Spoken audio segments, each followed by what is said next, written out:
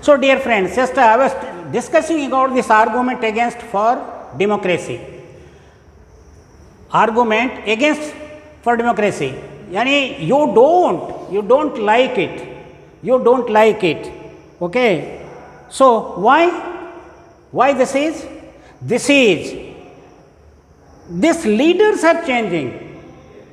Leaders are changing. So, what is the system there in our country when the leaders are being changed?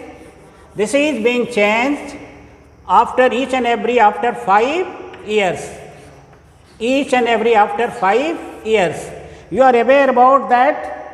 I have told you earlier that in our country there is or are where there is the elections taking place. So, each and every this process is being taken there in the country after 5 years, the election of this organization, that organization likewise. So, this is this changing, and changing means what?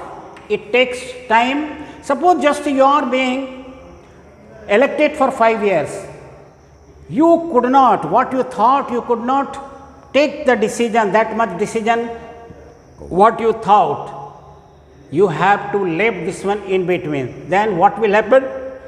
After that, after 5 years, new election will take place, new administrator will come, new MLA MPs will come, they will now take the decision, may or may not you accept your ideas. So, this is the drawback, this is the very, just we can say, against of this.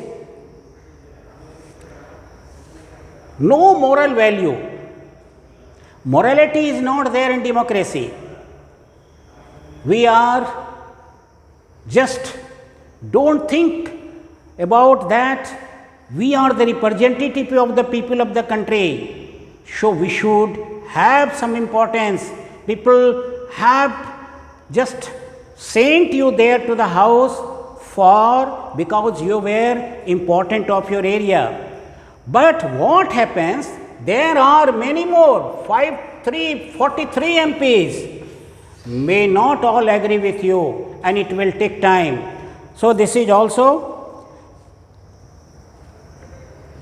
and next is the many more consultation required.